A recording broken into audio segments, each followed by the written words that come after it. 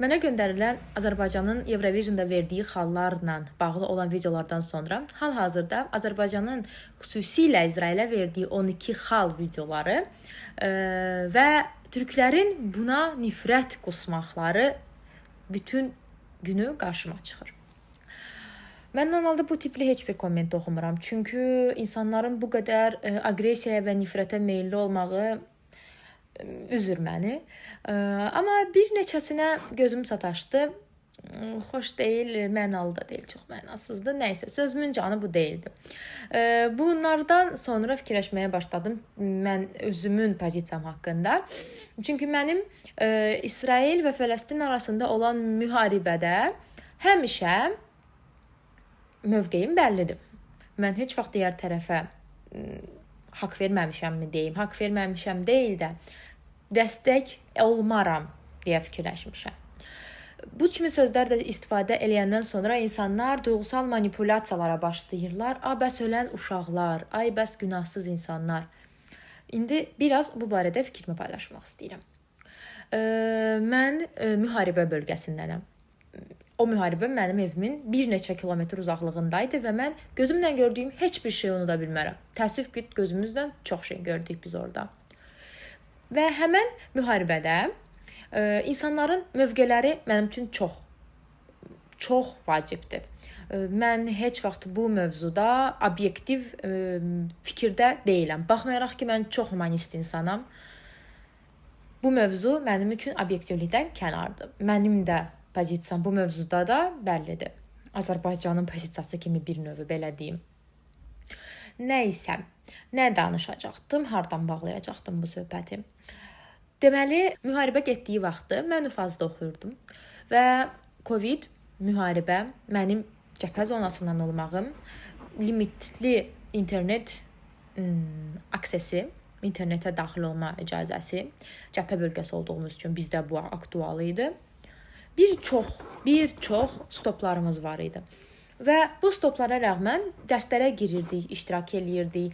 Mən dərslərə girə bilim deyə Ufaz mənə xüsusi bir kömək göstərmişdi. Və mən o dərslərə girə bilirdim. Baxmayaraq ki, görən boyda internet limitlənmişdi. Və müharibənin bitdiyi vaxta yaxın Ufaz mənim müharibə zonasından olduğumu bilir. Mənim kimi 3 tələbə daha var idi. 2 tələbə, 1 yekdə 3 idik. Hansı ki, müharibə zonasından idik. Və müharibənin bitdiyi vaxtı Ufazdan çox gözəl və çox böyük bir təbrik mesajı gəlmişdi hər kəsə, bütün Ufaz heyətinə.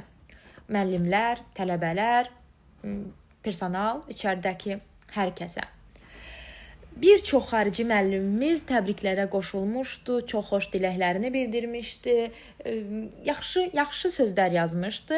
Ən azından bəlkə də pozisiyaları o deyildi, amma təbriklər mesajı göndərmişdi. Amma bir müəllimimiz var idi. Müəllimimiz kifayət qədər aqressiv bir mesaj yazmışdı. Hansı ki, bütün Ufaz kollektivinin, bütün tələbələrin aqressiyasıyla üzləşdi. Müəllimin yazdığı mesajdan bir sətir heç vaxt yadımdan çıxmadı. Ki, mən əgər nəyisə çox xoşuma gəlirsə və yaxud nədənsə fikirləşirəm ki, bu söz mənə aiddir və yaxud gələcəkdə mən bunu istifadə edə bilərəm və yaxud nəsə mənim düşündürürsə, hər hansı bir cümlə, hər hansı bir söz heç vaxt unutmuram. Və o söz, o cümlə məni o gün o qədər düşündürmüşdü. Mən onu heç vaxt unutmadım.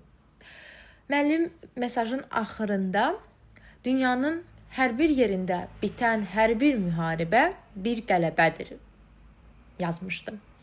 Əslində onun sözünün canı orada, sizi təbrik eləmirəm, müharibə bitib və bitən hər bir müharibənin bir qələbə olduğunu düşünərək bu günü mən də sizdən qeyd eləyirəm kimi bir tonlama idi.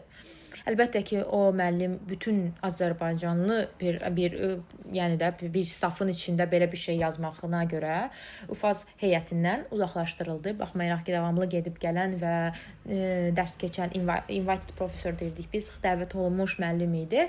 Artıq bir də Azərbaycana gəlmədi. Ufazla olan bütün əlaqələri ondan sonra bitdi. Normal olaraq, çünki bütün tələbələr qıcıqlanmışdı. İki mən qarşı. Mənim heç vaxt bu fikirlə bu qədər, bugünkü qədər razılaşdığım bir vaxt olmamışdı və bu gün bu yenə mən orada o cümlədə özümü tapdığım üçün yadıma o situasiya düşdü. Bu müharibədə mən də həmişə o pozisiyadayam. Bitən hər bir müharibə bir qələbədir. Bəlkə də bu İsraillə Fələstinin müharibəsinin bitməyini çox istəyirəm əlbəttə. Çünki orada günahsız insanlar ölür. Çünki mən humanist bir insanam. Mən heç vaxt heç bir uşağın, heç bir günahsızın ölməyini istəmərəm.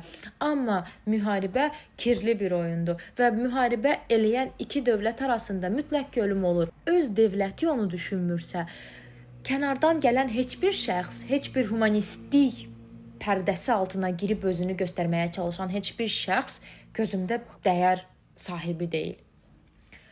Çünki publikaya oynayırlar. Açıq aydın. O vaxt professorumun o sözünə çox əsəbləşmişdim. Çünki o müharibə mənim evimdə gedirdi və mən orada obyektiv pozisiyada ola bilməzdim.